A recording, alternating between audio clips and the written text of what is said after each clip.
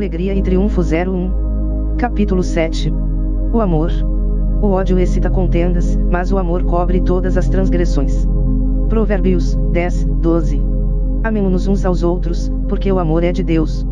V. Epístola de São João 4, 7. Todos vós que habitais este planeta estáis recebendo vossa iniciação no amor.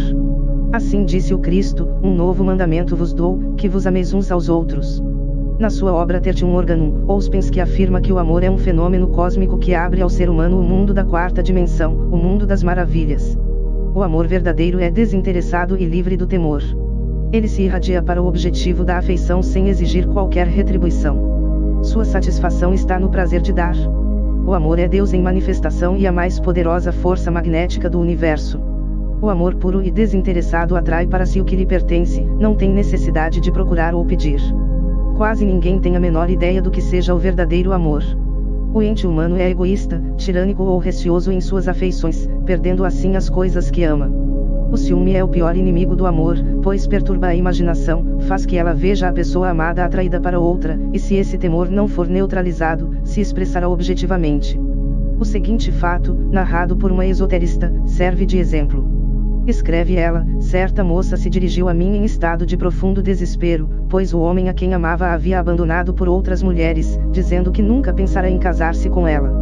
Achava-se exasperada de ciúmes e ressentimento, e disse-me que esperava vê-lo sofrer tanto quanto a fizera sofrer, terminando a pergunta: como pôde abandonar-me, se eu o amava tanto? Respondi-lhe: bem, isso não é amor verdadeiro.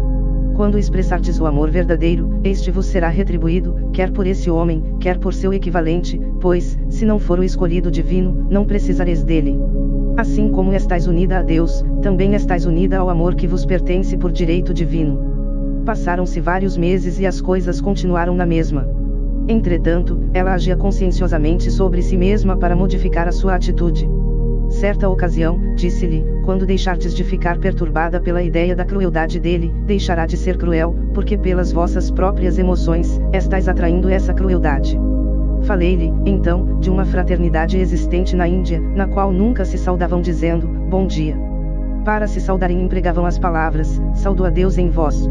Eles saudavam a Deus tanto nos homens como nos animais selvagens da floresta, e assim nunca eram molestados, pois viam somente Deus em todo ser vivente. Aconselhei-lhe o seguinte: saudai a Deus nesse homem e afirmai: vejo apenas vosso ser divino. Vejo-o como Deus vos vê, perfeito, feito à sua imagem e semelhança. Ela notou que se tornava mais calma e perdia gradualmente seu ressentimento. Ele era capitão e ela sempre lhe dava esse nome. Um dia exclamou repentinamente: Deus abençoe o capitão, onde estiver. Respondi-lhe: isso sim é verdadeiro amor, e quando vos tornardes um círculo completo, não ficando mais perturbada pela situação, alcançareis dele o amor e atraireis o seu equivalente. Nessa ocasião, eu estava de mudança e não possuía telefone, de modo que fiquei fora de contato com ela durante algumas semanas. Entretanto, certa manhã recebi uma sua carta, contendo apenas esta palavra: casamo-nos. Na primeira oportunidade, fiz-lhe uma visita e minhas primeiras palavras foram: que aconteceu? Ela exclamou: oh, um milagre! Certo dia despertei-me e notei que todo o meu sofrimento havia desaparecido. Na tarde daquele mesmo dia, o encontrei e pediu-me em casamento. Dentro de uma semana nos casamos, e posso afirmar-vos que nunca vi homem mais delicado. Uma antiga sentença iniciática diz o seguinte: ninguém é vosso inimigo, ninguém é vosso amigo, cada um é vosso instrutor. O namorado daquela moça lhe estava ensinando o amor desinteressado, coisa que toda pessoa tem que aprender, cedo ou tarde. Assim, pois, é preciso serdes impessoal e aprenderdes o que cada um tem a ensinar-vos, e quanto mais cedo aprenderdes vossa lição, mais depressa ficareis livre. Não é necessário o sofrimento para vos desenvolverdes e aperfeiçoardes, e ele resulta sempre de terdes desobedecido à lei espiritual, porém, são poucas as pessoas que parecem poder sair do sono da alma sem passar por ele. Quando as pessoas são felizes, geralmente se tornam egoístas e assim, automaticamente, a lei do karma entra em atividade. Com frequência elas perdem o que possuem por não saberem apreciá-lo e dar-lhe valor. Um metafísico americano relata o seguinte caso que serve de ilustração para o princípio exposto: conheci uma senhora que possuía um companheiro muito bom, ao qual não dava valor, pois dizia sempre: não me importa casar-me, porém, isso não depõe contra meu companheiro e quer dizer simplesmente que não tenho interesse pela vida conjugal. Tinha outros interesses e quase nem se lembrava de que possuía um companheiro. Somente quando o via é que se lembrava dele. Um dia o companheiro disse-lhe que gostava de outra mulher e ia deixá-la. Desesperada e cheia de ressentimento, ela veio procurar-me. Após ouvi-la queixar-se, respondi-lhe: é exatamente para dar esse resultado que falastes aquelas palavras. Dizeis que não vos preocupaveis com o casamento, e assim vosso subconsciente agiu para deixar-vos sem ele. Ela concordou: é verdade, agora compreendo. As pessoas alcançam o que procuram e depois se ofendem muito por não ser como julgam. Entretanto, em pouco tempo harmonizou-se com a situação e reconheceu que eram muito mais felizes separados. Quando a mulher se torna indiferente ao marido ou companheiro e põe-se a criticá-lo, deixa de ser uma inspiração e incentivo para ele, desaparece o estímulo de suas primeiras relações e ele se sente desanimado e infeliz. O seguinte exemplo, citado por uma esoterista americana, constitui uma boa ilustração do princípio. Um homem dirigiu-se a mim num estado de grande desânimo e tristeza. Sua mulher se interessara pela ciência dos números e fizera examinar o nome dele. Parece que a análise não foi muito favorável, pois ele informou-me: minha mulher diz que nunca conseguirei coisa alguma, porque sou o número 2. Respondi-lhe: não me interessa qual seja o número de vosso nome, sois uma ideia perfeita na mente divina, e pediremos o êxito e a prosperidade que foram planejados para vós pela inteligência infinita. Dentro de poucas semanas, conseguiu uma posição magnífica, e 1 ano ou 2 mais tarde, obteve um brilhante êxito como escritor. Não podeis obter êxito em vossos negócios sem amardes o vosso trabalho. A pintura que o artista faz por amor à arte é a maior obra por ele produzida. A rotina é sempre um meio de viver humildemente. Ninguém pode atrair dinheiro, se o desprezar. Muitas pessoas permanecem na pobreza por terem o costume de dizer: o dinheiro nada é para mim, e não apreciam as pessoas que o possuem. Essa é a razão por que muitos artistas são pobres. Seu desprezo pelo dinheiro os afasta dele. Lembro-me de ter ouvido um artista falar de outro: não é bom artista, tem dinheiro no banco. Essa atitude mental, sem dúvida, separa o indivíduo do seu suprimento. Para poder atrair uma coisa, é preciso que esteja em harmonia com ela. O dinheiro é uma expressão de Deus como meio de suprir a necessidade e livrar da limitação, porém deve ser sempre posto em circulação e aplicação em coisas justas. A avareza e a sovinice são terrivelmente vingativas. Isso não quer dizer que o indivíduo não deva possuir casas e riquezas, depósitos e valores, porquanto diz o sábio que os celeiros do justo são cheios. Significa que o indivíduo não deve ter receio de despender até o último real, quando isso for necessário. Gastando-o corajosa e alegremente, abre as portas para vir mais, pois Deus é o suprimento infalível e inesgotável de cada indivíduo. Essa é a atitude espiritual que deveis manter para com o dinheiro, não vos esquecendo que o Banco do Universo nunca falha. No filme americano intitulado A Avareza, temos um exemplo de sovinice. A protagonista havia ganho $5.000 numa loteria e não queria gastá-los. Continuava a economizar e guardar o que podia do que recebia do trabalho, pois pensava que seu marido podia ficar doente e impossibilitado de trabalhar, e chegou a encerar casas para viver, sem nada tirar da fortuna que recebera. Apreciava o dinheiro por si mesmo, colocando-o acima de tudo. O fim, porém, foi que a assassinaram e roubaram-lhe todo o dinheiro. Os casos como o desta peça servem de ilustração para a sentença: o amor ao dinheiro é a origem de todos os males. O dinheiro em si é bom e benéfico, porém, empregado para fins destrutivos, procurado e guardado avidamente ou considerado mais importante que o amor, produz moléstias, desastres e a perda do próprio dinheiro. Segui o caminho do amor e tudo mais vos será acrescentado, pois Deus é amor e ao mesmo tempo suprimento. Segui o caminho do egoísmo e da avareza, e vosso suprimento desaparecerá dele. Uma senhora riquíssima, em lugar de aplicar os seus rendimentos em alguma coisa útil, os ia acumulando. Raramente dava alguma coisa e só gastava comprando objetos para guardar. Gostava muito de gravatas, e a uma amiga que lhe perguntara quantas tinha, respondera: 67. Ela as comprava e guardava cuidadosamente envoltas em papel de seda. Se ela ocupasse as gravatas, seria muito justo que as possuísse, porém as adquiria apenas para guardar, violando, assim, a lei do uso. Suas gavetas estavam repletas de roupas que nunca usara e de joias que nunca haviam visto a luz. Aconteceu que seus braços foram gradualmente endurecendo em consequência do seu apego aos objetos, e afinal, foi considerada incapaz de cuidar de seus próprios negócios e seus haveres foram entregues à administração de outros. Portanto, é o próprio indivíduo, que na sua ignorância da lei, produz a destruição própria. Toda moléstia, toda infelicidade provém da violação da lei do amor. As setas do ódio, ressentimento e crítica que o indivíduo envia, voltam para ele, trazendo-lhe moléstia e tristeza. O cultivo do amor parece uma arte perdida, porém, aquele que conhece as leis espirituais sabe que é preciso restabelecê-la, pois sem ela o indivíduo é como o bronze que soa ou o símbolo que retine. Uma professora de ciência mental relata o seguinte caso que serve de exemplo ilustrativo: tinha uma aluna que vinha mensalmente procurar-me para purificar-lhe a consciência de ressentimento. Passado algum tempo, chegou a um ponto em que só tinha ressentimento de uma mulher, e apesar do grande esforço e trabalho, não conseguira vencê-lo. Entretanto, foi pouco a pouco se acalmando e harmonizando-se, até que certo dia, todo o ressentimento desapareceu. Quando veio me ver, estava radiante de alegria e exclamou: "Não podeis compreender como me sinto." Aquela mulher falou comigo, e em vez de ficar furiosa, permaneci amável e bondosa. Ninguém pode compreender como me sinto aliviada. O amor e a bondade são de valor incalculável nos negócios. A mesma professora de ciência mental acima citada relata o seguinte caso: uma senhora se dirigiu a mim, queixando-se de sua chefe. Disse-me que ela era dura, exigente e manifestara que não a queria sob suas ordens. Aconselhei-a, então: "Muito bem, saudai a Deus nessa mulher e enviai-lhe sentimentos de uma mulher de mármore." Repliquei-lhe: "Estais lembrada da história do escultor que pediu um pedaço de mármore?" Perguntaram-lhe por que o queria e respondeu: "Porque há um anjo no mármore, e fez dele uma admirável obra de arte." Respondeu-me: "Muito bem, vou tentar." Uma semana depois, voltou dizendo: "Fiz o que me dissestes e agora a mulher é muito delicada comigo, tendo-me até levado a passear em seu automóvel." Certas pessoas, muitas vezes, sentem remorsos por terem prejudicado a alguém, talvez, em tempos afastados. Embora não seja possível corrigir semelhante erro, seus efeitos podem ser neutralizados, praticando, no presente, um ato de bondade com outra pessoa. A esse respeito, diz o apóstolo São Paulo: "Mas uma coisa faço, esquecendo-me das coisas que ficam para trás, e avançando para as que estão adiante, prossigo em direção ao alvo." A tristeza, o pesar e o remorso destroem as células do corpo e envenenam a atmosfera mental do indivíduo. Uma professora de metafísica narra os seguintes exemplos sobre atitudes mentais deprimentes: uma senhora me disse: "Tratai-me para ser feliz e alegre, pois a minha tristeza me faz tão irritável com os de minha família que continuo a criar mais karma na minha existência."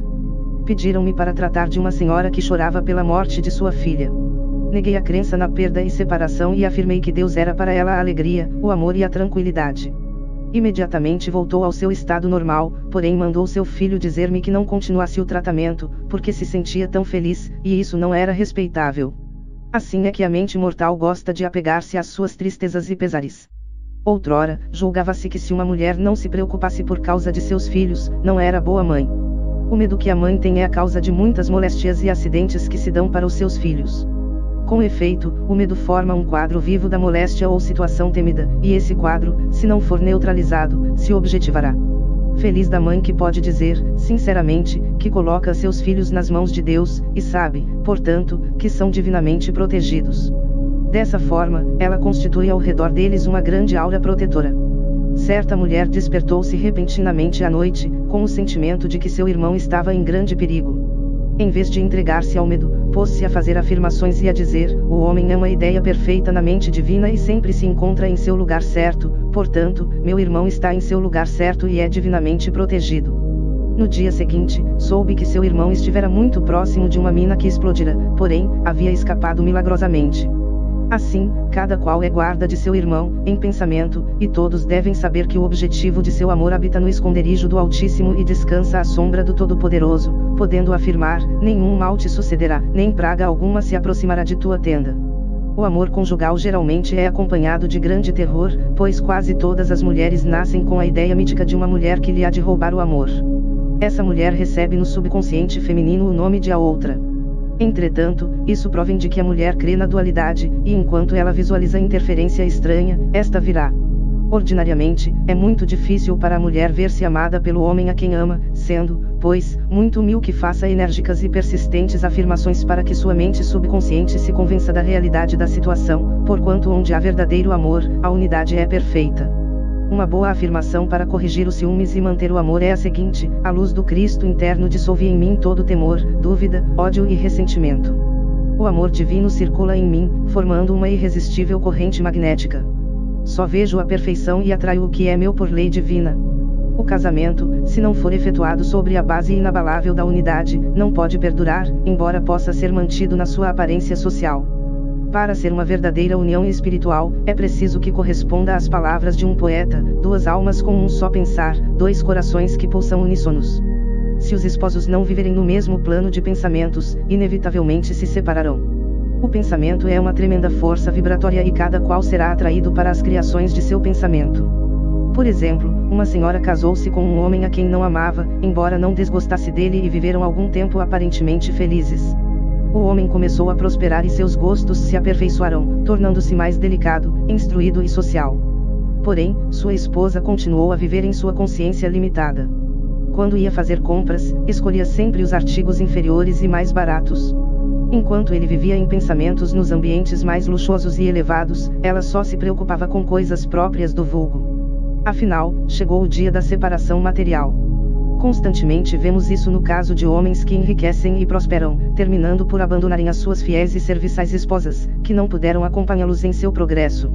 A mulher deve estar sempre em harmonia com os gostos e ambições de seu esposo, interessando-se pelos seus planos e ideias, pois o homem vai sempre para onde se dirigem os pensamentos de seu coração. Para cada um de vós existe a outra metade por Deus escolhida para vosso complemento. No plano do pensamento superior, sois um só, embora, no plano da existência terrestre, estejais separados pelos vossos erros. É nesse plano que se pode dizer: aqueles que Deus uniu, ninguém pode separar, porque na mente superconsciente de cada um deles se encontra o mesmo plano divino. Se tiverdes um sentimento íntimo de que viveis isolado e vos falta um coração que vos compreenda e ao qual possais desabafar vossos sentimentos, isso quer dizer que predomina em vós o sentimento de separatividade, e que antes de tudo, é preciso chegardes à realização da onipotência do amor e de que tendes um companheiro silencioso ao vosso lado para escutar-vos e compreender-vos. À proporção que cultivardes o sentimento da vossa unidade com a vida e o amor universal, ireis atraindo amizades e corações que vos compreenderão melhor e vosso sentimento de tristeza irá desaparecendo. Fazei constantemente a afirmação de que sentes vosso coração repleto de amor de vosso Cristo interno, e em pouco tempo, deixareis de sentir-vos isolado, embora estejais só, e vosso desejo de bons companheiros no plano material irá sendo satisfeito pela formação de amizades úteis e sinceras. O perfeito amor é o cumprimento da lei, porque todas as leis da existência têm por objetivo único a reconstituição da unidade primitiva, a qual só pode existir no amor universal. Por esse motivo, o amor é o maior dissolvente de todas as desarmonias, embaraços e divergências, mas é preciso que seja inteiramente desinteressado e espontâneo. Deus criou o mundo por amor, para ter seres que o amassem voluntariamente. Ele vos convida a amá-lo e vos promete todas as alegrias e felicidades, mesmo na terra, desde que o ameis acima de tudo. Amar a Deus não é renunciar aos gozos da vida, mas sim gozá-los com Deus e em obediência ao seu impulso ou sua voz, e de acordo com a sua sabedoria e vontade. O perfeito amor expulsa o medo. Aquele que tem medo, não é perfeito no amor. O amor é o cumprimento da lei. Essas palavras da Bíblia mostram que a harmonia e o amor conduzem à verdade e à justiça, e que estas 4 colunas são os sustentáculos da felicidade e do bem-estar. Fazei delas a expressão de vossos sentimentos na vida diária, e tereis encontrado a chave do templo da felicidade presente e futura. Capítulo 8. A direção intuitiva. Reconhece-o em todos os teus caminhos e ele endireitará as tuas veredas. Salmo 3, 6. Nada será demasiadamente grande para realizardes, se conhecerdes o poder de vossa palavra e seguirdes a voz de vossa intuição. Pela vossa palavra, poreis em atividade forças invisíveis e conseguireis refazer vosso corpo ou remodelar vossos negócios. É, portanto, de suma importância que escolhais as palavras exatas e estabeleçais cuidadosamente a afirmação que desejais catapultar no invisível. Deveis saber que Deus é vosso suprimento, que há um suprimento para todo pedido, pois disse Jesus: pedi e recebereis. Porém, é necessário que deis o primeiro passo. Muitas vezes me perguntaram o modo mais certo de agir para obter resultados.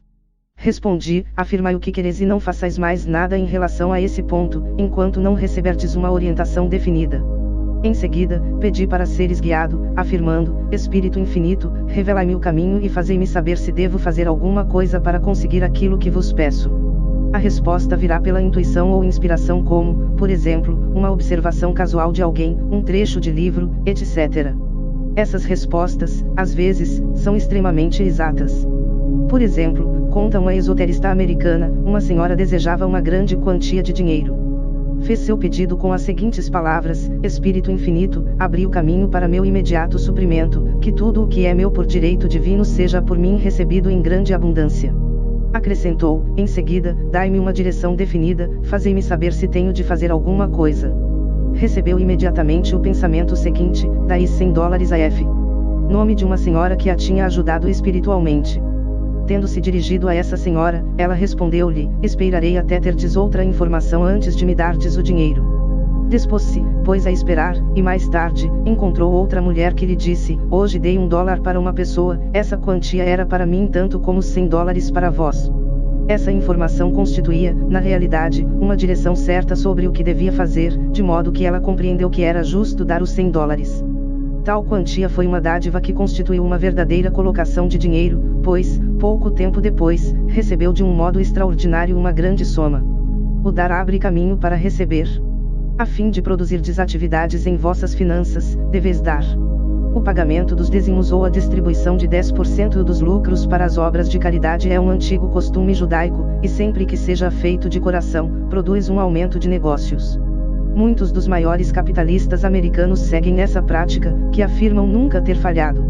A 10ª parte de vossos lucros, sendo assim distribuída em sementeira, volta para vós com a bênção dos beneficiados e multiplicada.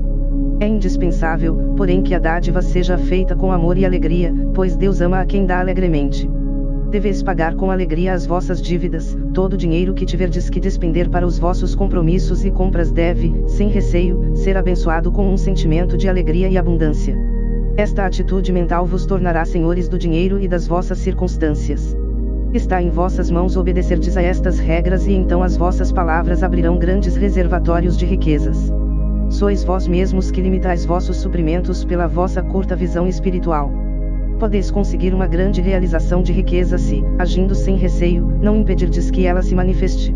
A vossa visão mental deve andar de mãos dadas com a vossa atividade, como fez aquele homem que gastou quase tudo na compra de um bom casaco. Esta lei pode ser ilustrada pelo seguinte fato relatado por uma esoterista americana: procurou-me uma senhora e pediu-me para fazer uma afirmação com o fim de que conseguisse uma posição. Então fiz o seguinte pedido: Espírito Infinito, abri o caminho de uma colocação justa, para esta mulher. Nunca deveis pedir simplesmente uma colocação, mas sim a colocação justa para vós, o lugar que a mente divina escolheu para vós, pois esse será o único realmente satisfatório. Em seguida, dei graças como se ela já tivesse recebido e para que esse lugar se manifestasse rapidamente. Muito em breve, ela teve 3 ofertas, 2 em Nova York e uma em Palm Beach, Estados Unidos, e ela não sabia qual desses lugares havia de preferir. Aconselhei-a que pedisse uma direção definitiva. Estava para terminar o prazo e ela ainda estava indecisa, quando certa manhã me telefonou. Hoje, ao levantar-me, senti o perfume de palmeiras. Ela já estivera em Palm Beach e conhecia a fragrância daquela cidade. Respondi-lhe, muito bem, se daqui sentes o perfume de Palm Beach, é porque certamente tereis que ir para lá. E ela aceitou aquela posição, na qual teve grande progresso e prosperidade. Muitas vezes a direção intuitiva vos vem inesperadamente, como se vê pelo seguinte caso, relatado pela mesma esoterista. Certo dia, passava por uma rua, quando senti repentinamente um forte impulso para ir a uma padaria que se achava a 1 ou 2 quarteirões acima. A minha razão resistia, discutindo, lá não há nada de que precises. Entretanto, tinha aprendido a não raciocinar, e dirigi-me para a padaria. Entrei e lancei um olhar para tudo o que ali havia, nada encontrando de que precisasse. Porém, ao sair, encontrei uma mulher em quem pensara muitas vezes e que tinha grande necessidade do meu auxílio. Vedes, portanto, que muitas vezes, procurais uma coisa e encontrais outra. A intuição é uma faculdade espiritual e não dá explicações, mas simplesmente aponta o caminho. Quando alguém vos presta auxílio mental, muitas vezes recebereis indicação do que deveis fazer. A ideia que se apresenta pode, não raro, parecer foi de propósito, porém Deus, frequentemente, leva por caminhos misteriosos. Uma instrutora esotérica relata, que certa ocasião, ao dar suas lições, tinha combinado com os alunos que cada um havia de receber uma orientação sobre a sua vida. Terminada a aula, uma senhora se dirigiu a ela e disse, enquanto estávamos fazendo a concentração, tive a ideia de que devia tirar a minha mobília do depósito e alugar um apartamento. Ela foi para curar-se de uma moléstia. A instrutora respondeu-lhe que sabia, que tendo o seu lar, melhoraria de saúde, e acrescentou, creio que vossa moléstia, que é um estado congestivo, proveio de ter desguardado vossos móveis. O congestionamento das coisas produz congestões no corpo. Violastes a lei do uso e vosso corpo está pagando por isso. Portanto, agradeci a Deus pelo estabelecimento da ordem divina na mente, no corpo e nos negócios daquela senhora. Não refletis quanto os vossos negócios reagem sobre vosso corpo. Entretanto, é verdade, que para cada moléstia, existe um correspondente moral. Pelas realizações de que vosso corpo é uma ideia perfeita na mente divina, podereis obter cura instantânea de vossas moléstias, porém, se prosseguirdes em vossos pensamentos destrutivos de avareza, raiva, medo, crítica e condenação, a moléstia voltará. Jesus Cristo sabia que toda moléstia provinha do pecado, e por isso, admoestou ao leproso, depois de curá-lo, que fosse embora e não pecasse mais, para não lhe acontecer coisa pior. Portanto, para que a cura seja permanente é preciso que a alma, a mente subconsciente, seja lavada completamente, e o estudante da ciência espiritual procura que essa correspondência seja perfeita no íntimo. Disse Jesus Cristo: não condeneis para não serdes condenados e não julgueis para não serdes julgados. Muitas pessoas atraíram para si a moléstia e a infelicidade por terem condenado aos outros. Aquilo que alguém condena nos outros atrai para si.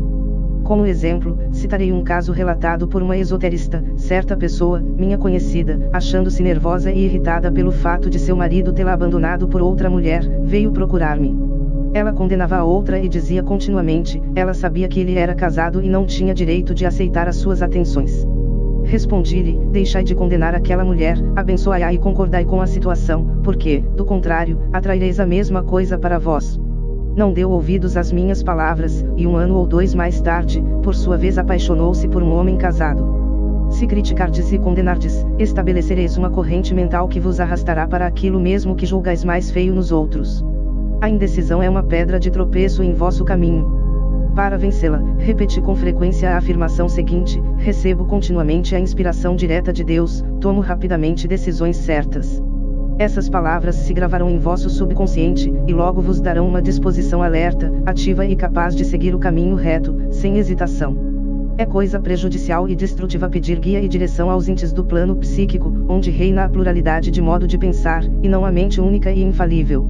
Se abrirdes as vossas mentes para as influências subjetivas e entidades psíquicas, vos tornareis joguetes de forças destrutivas. O plano psíquico é consequência dos pensamentos terrenos da humanidade, sendo um plano de atividades opostas. O indivíduo pode ali receber mensagens do bem ou do mal. A numerologia e a astrologia são ciências reais, mas, como toda ciência material, não vão além do plano material dos efeitos e do karma, e se seguirdes as leis espirituais, podeis colocar-vos acima de suas influências. Uma esoterista americana que devia ter morrido há muitos anos, de conformidade com o seu horóscopo, ainda vive e é chefe de um dos maiores movimentos para o progresso moral e espiritual da humanidade. É preciso terdes uma mentalidade muito forte para neutralizardes uma predição de mal. Dificilmente a vossa vontade e a vossa razão poderão lutar contra as forças fatais do plano psíquico, representadas pelas influências planetárias e as sugestões de um ambiente desfavorável. Porém, se unirdes vossa mente consciente ao superconsciente, vossa vitória será certa, e nos momentos mais difíceis, um aviso intuitivo vos livrará de agirdes de um modo prejudicial. Para vencerdes essas influências, é preciso afirmardes: toda predição de mau acontecimento falhará, todo plano que não foi feito por meu Pai Celeste será dissolvido e desfeito, só o que estiver determinado pelo ideal divino se realizará. Todavia, quando vos for feita uma predição de felicidade, bem-estar ou riqueza, aceitai-a e esperai o resultado, o qual se manifestará pela lei da expectativa. A vossa vontade deve ser aplicada em apoio da vontade universal. Desejo que se faça a vontade de Deus deve ser sempre o vosso lema de conduta. É vontade de Deus que tenhais os justos desejos de vosso coração, e deveis aplicar a vossa vontade para manter em vosso pensamento a ideia da perfeição, sem duvidardes. Disse consigo o filho pródigo: levantar-me-ei e irei para a casa de meu pai. Com efeito, é necessário fazerdes um esforço de vontade para deixardes o lodaçal dos pensamentos terrestres. Para a maioria é mais fácil ter medo do que ter fé, por isso, a fé exige um esforço de vontade. À proporção que despertardes vossas forças espirituais, reconhecereis que toda desarmonia exterior é correspondente a uma desarmonia interna. Se tropeçardes e cairdes, é porque tropeçastes e caístes em vossa consciência. Certo dia, uma estudante de ocultismo, enquanto andava pela rua, estava criticando e condenando em pensamentos uma sua conhecida. Dizia mentalmente: aquela mulher é a mulher mais desagradável que existe na terra. Nesse momento, 3 escoteiros, ao dobrarem a esquina, foram de encontro a ela e a feriram gravemente. Lembrando-se do seu erro, em lugar de condená-los, ela fez imediatamente apelo à lei do perdão e saudou a Deus na mulher que antes condenara. Os caminhos da sabedoria são sempre agradáveis e cheios de paz. Tendo feito o vosso pedido ao universo, deveis estar preparados para surpresas. Muitas vezes, tudo vos parecerá correr mal, porém, na realidade, está indo bem. Por exemplo, referem que uma senhora ouvira falar que não havia prejuízo na mente divina, e portanto, nada que lhe pertencesse podia perder, tudo o que tivesse perdido, ser-lhe-ia restituído ou teria seu equivalente. Alguns anos antes, havia perdido $2.000. Emprestara essa quantia a uma parenta, que ao morrer, não fizera menção do dinheiro no testamento. Ficou ressentida e irritada, e não tendo documento, nunca recebera o dinheiro. Por fim, resolveu negar a perda e receber os $2.000 do Banco do Universo. Teve que começar perdoando a mulher a quem emprestara o dinheiro, pois o ressentimento e a falta de perdão fecharam as portas desse banco maravilhoso.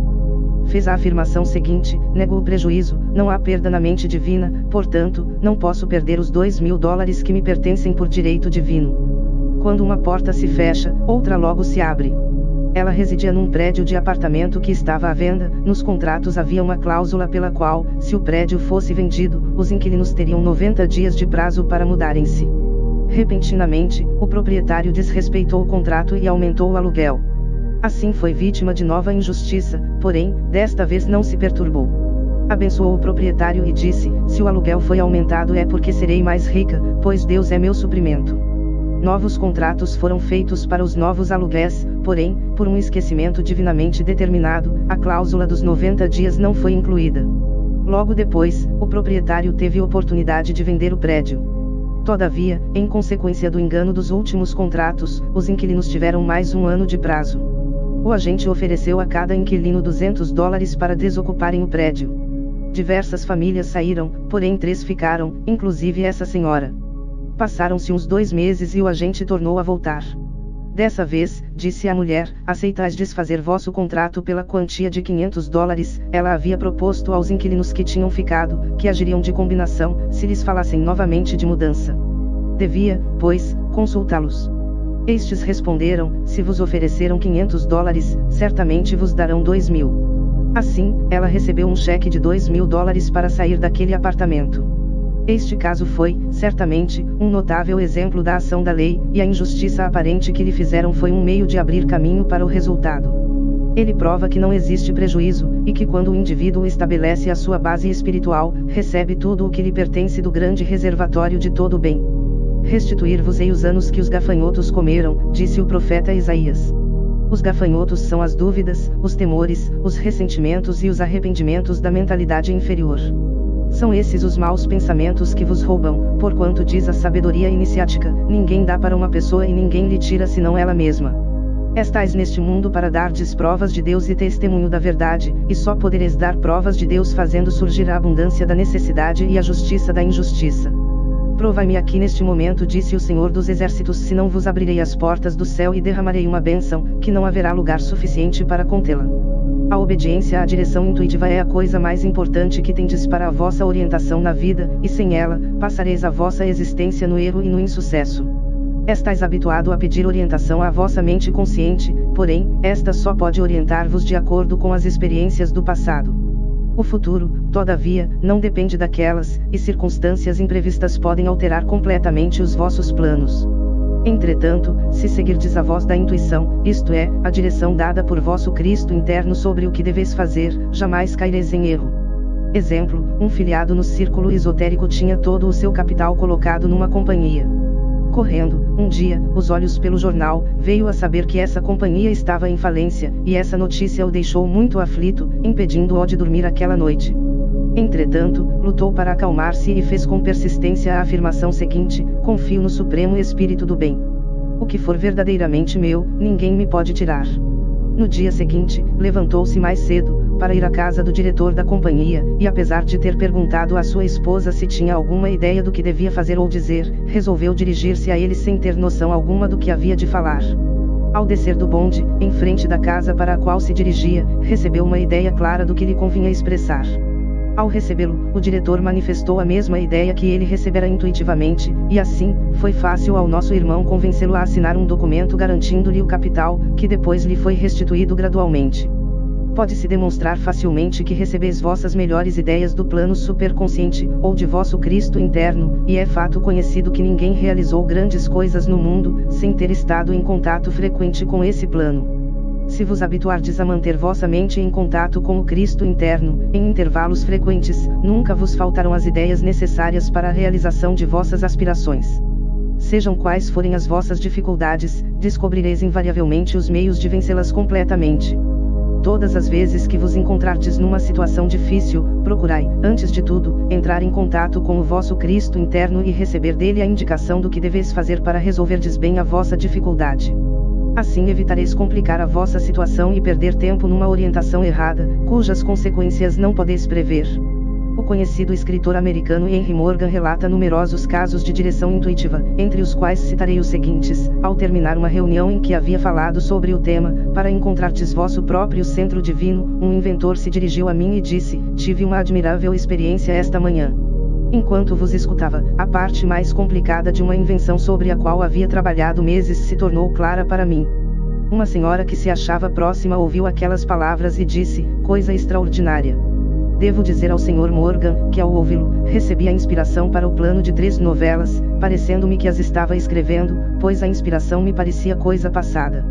Os conselhos e fatos que vos tenho apresentado aqui para orientar-vos na conduta que deveis ter, de acordo com as leis espirituais deixadas por Jesus Cristo e confirmadas pelos esoteristas modernos, se destinam, por assim dizer, a tornar-vos palpáveis os efeitos das silenciosas forças espirituais, por cujo intermédio conseguireis realizar todas as vossas aspirações, sem prejuízo para ninguém, e sempre no mais perfeito acordo com as leis da harmonia, amor, verdade e justiça.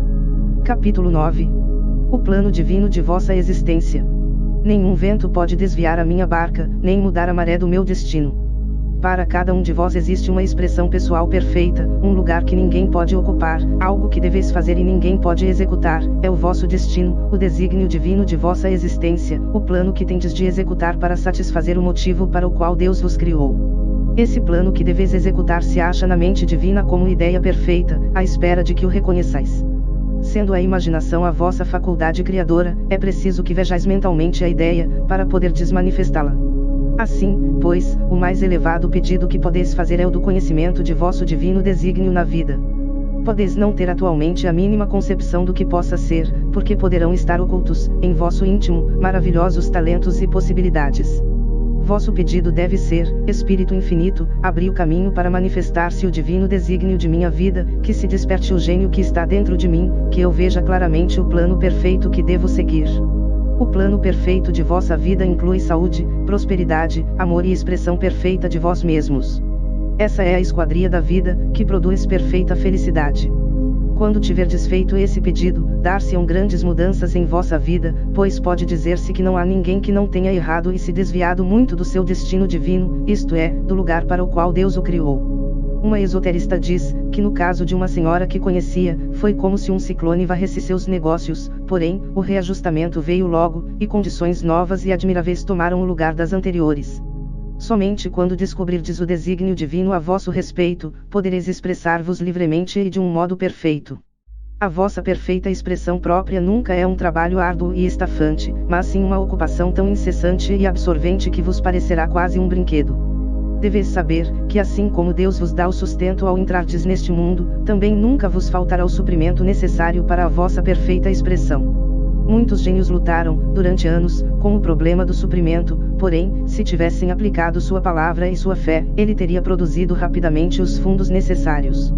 Por exemplo, uma professora de esoterismo relata o seguinte: certo dia, depois de ter passado a minha lição, um dos meus alunos me ofereceu 1 centavo.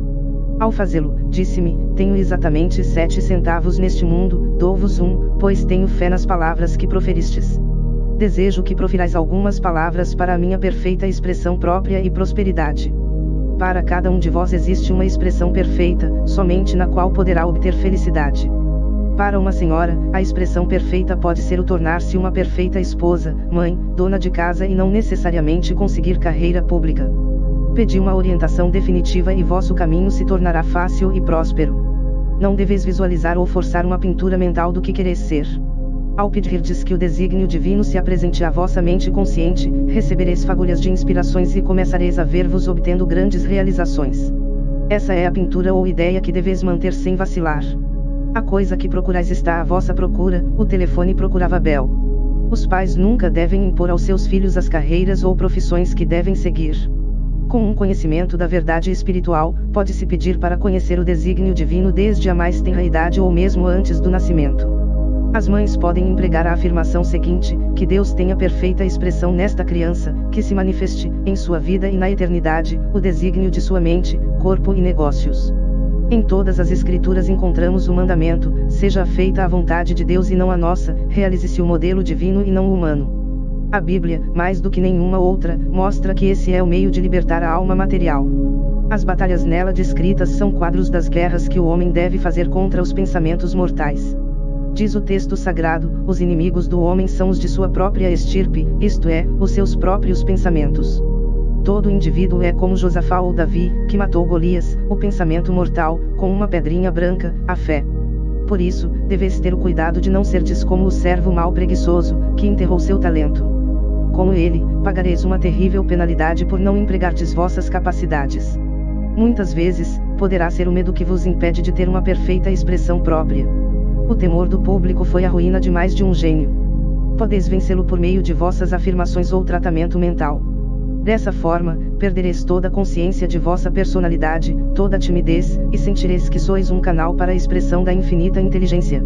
Estareis sob a inspiração direta, não temereis coisa alguma e vossa confiança será absoluta, pois sentireis que é o Pai interno que faz as obras.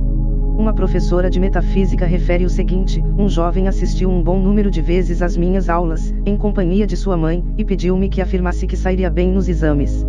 Disse-lhe que fizesse a afirmação: sou uno com a infinita inteligência. Sei tudo o que devia saber sobre este assunto. Ele estava bem preparado em história, porém temia ser mal sucedido em aritmética. Encontrando-o depois dos exames, disse-me: fiz a afirmação para sair-me bem na aritmética e passei com a melhor nota, porém pensei que podia confiar em meus conhecimentos de história, e no entanto, tive nota baixa. Por motivos vários, uma senhorita não podia deixar de representar, a mesma noite e quase à mesma hora, uma peça num teatro e cantar numa sociedade artística, sendo aquela a sua noite de estreia em ambos os ramos de arte. Pediu-me que a auxiliasse, a aconselhei-a que mantivesse o pensamento de que o seu superconsciente sabia como havia de conseguir isso e a guiaria seguramente na execução e desempenho de seu papel. Com efeito, ela representou no teatro, obtendo grandes aplausos, e 10 minutos depois, foi muito ovacionada pela assistência da sociedade artística. Quando o indivíduo tem muita confiança em si mesmo e no seu conhecimento pessoal, esperando mais de sua personalidade do que do pai interior, ou superconsciente, muitas vezes obtém um resultado contrário à sua expectativa. A mesma professora de metafísica cita o seguinte exemplo: uma aluna minha ofereceu-me um exemplo de ter mais confiança nas suas capacidades pessoais do que em Deus. Fez uma viagem ao estrangeiro, visitando muitos países, cujas línguas ignorava. A todo momento, pedia direção e proteção espiritual e seus negócios correram bem, com facilidade e como que milagrosamente. Sua bagagem nunca se extraviou, nem teve atrasos. Sempre encontrou boa acomodação nos melhores hotéis, e por toda parte, foi muito bem entendida. Afinal voltou para Nova York. Sabendo a língua e conhecendo bem o ambiente, julgou que não mais precisava de Deus, tratando, assim, dos seus negócios da maneira usual. O resultado foi que tudo lhe correu mal, suas malas atrasaram e seus negócios foram envolvidos em desarmonia e confusão. Vedes, portanto, que deveis adquirir o hábito de praticar a presença de Deus a todo momento. Em todos os teus caminhos, reconhece-o, diz a Bíblia, pois nada é tão insignificante ou tão grande para deixardes de fazê-lo. Às vezes, um pequeno incidente pode ser o ponto de mudança de toda a vossa vida. Roberto Fulton, observando a água a ferver numa chaleira, descobriu o vapor. Muitas vezes, tenho visto as pessoas impedirem os resultados desejados pela resistência ou determinação de seguir um caminho pessoal. Deveis seguir o meu caminho e não o vosso, é o mandamento da infinita inteligência, e se quiserdes obter resultados de vosso estudo das leis espirituais, é preciso que observeis essa lei divina. Como todas as forças, o vapor ou a eletricidade, a força espiritual deve encontrar uma máquina ou instrumento não resistente e fácil de movimentar, para poder agir e manifestar-se materialmente. Se quiserdes, podereis ser esse instrumento. Repetidas vezes, o indivíduo recebe ordens para aquietar-se. Assim diz o segundo livro de Crônicas, capítulo 20. Versículos 15 e 17, ouvi todos vós, povo de Judá, não tenhais medo. Amanhã saíres ao encontro, pois o Senhor está convosco, nesta batalha não tereis que pelejar, postai-vos, ficai parados, e vede a salvação que o Senhor vos dará. A mesma coisa encontramos no incidente dos $2.000 que a inquilina recebeu por meio do proprietário, quando se tornou não resistente e calma, assim como no caso da mulher que reconquistou o amor depois que cessou o seu sofrimento. A meta que tendes a alcançar é o equilíbrio, a calma. Equilíbrio é poder, pois dá às forças divinas a oportunidade para se expressarem por vosso intermédio, de acordo com sua vontade e concordância. Na calma, pensais com clareza e tomais decisões justas com rapidez, assim nunca perdeis uma boa saída. A raiva embaraça a vista, envenena o sangue, dá origem a moléstias e produz decisões errôneas, que levam ao insucesso. Foi designada o pior pecado, porque a sua reação é muito prejudicial. Deveis saber, que na metafísica, a palavra pecado tem um sentido muito mais vasto do que na religião popular. Tudo o que não pertence à fé é pecado. Podereis verificar que o medo e a ansiedade são pecados mortais. São a fé aplicada inversamente, e por meio de pinturas mentais desvirtuadas, fazem que sucedam as coisas temidas. Vosso trabalho consiste em expulsardes esses inimigos, que estão alojados em vossa mente subconsciente. Quando o homem não tiver mais medo, será perfeito. Disse Maeterlinck que o homem é Deus atemorizado, como disse num capítulo anterior, só podeis vencer o medo se enfrentardes aquilo que temeis. Quando Josafá e seu exército se prepararam para enfrentar o inimigo, cantando, louvores a Deus, pois sua mercê perdura para sempre, notaram que os seus inimigos se tinham destruído mutuamente e não havia a quem combater. Por exemplo, uma senhora pediu a uma amiga que desse um recado a outra amiga. Tinha receio de transmitir esse recado, e a sua razão lhe dizia, não te envolvas nesse negócio, não des o recado. Isso perturbava-lhe o espírito, pois prometera dar o recado. Por fim, resolveu falar e pedir proteção divina para não se sair mal. Encontrou a amiga a quem devia dar o recado, abriu a boca para falar, quando, antes de o fazer, ouviu-a dizer, fulana saiu desta cidade.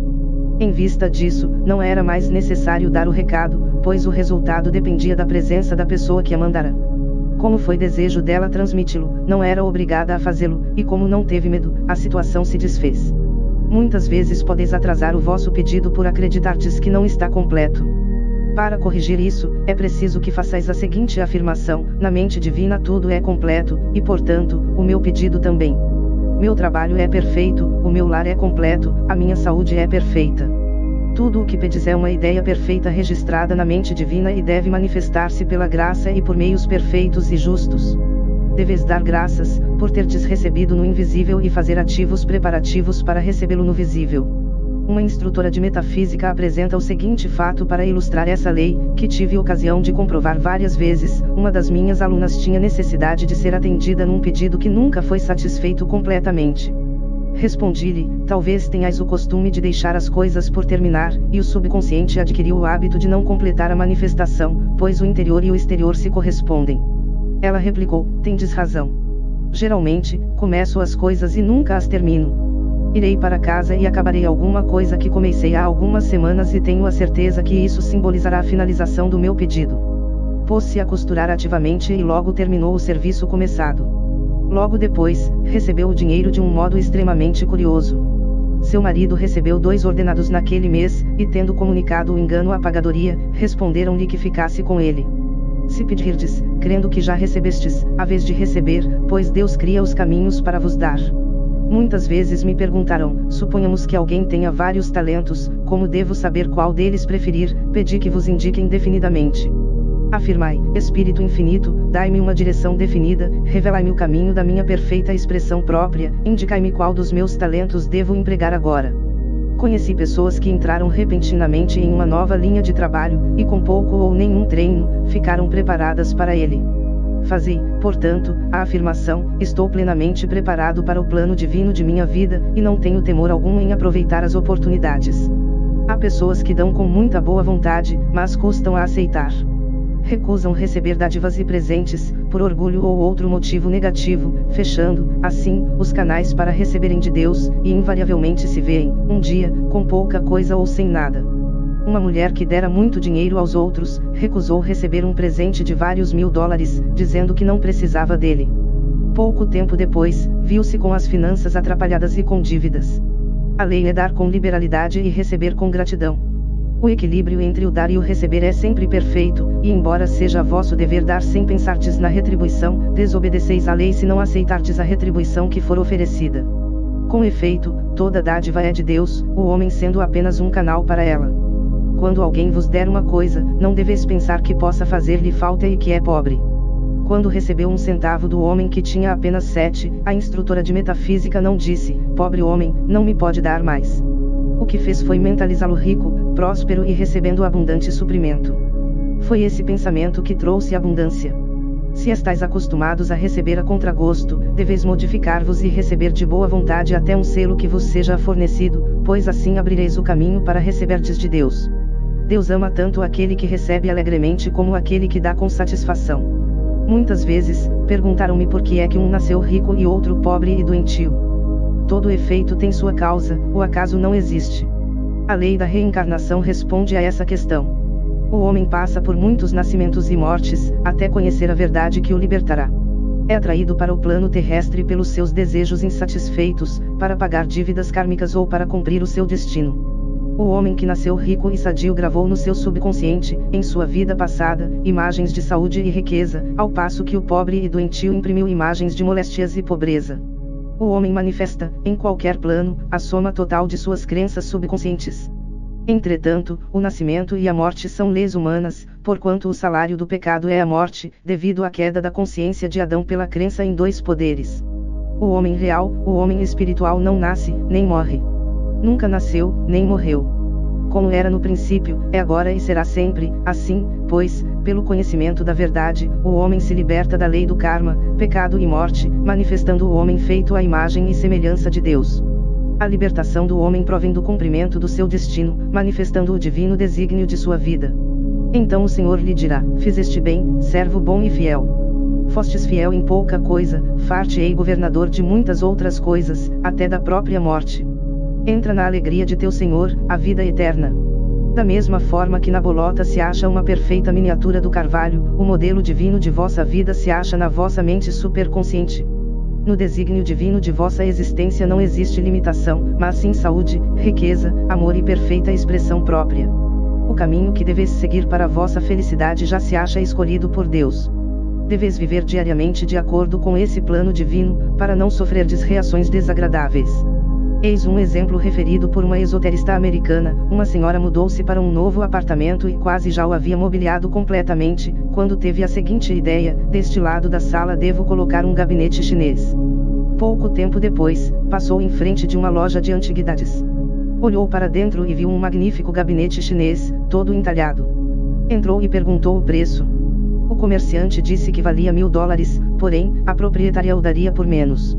Acrescentou, quanto ofereceis por ele? A mulher pensou e veio-lhe à mente o preço de $200, e assim, respondeu, $200.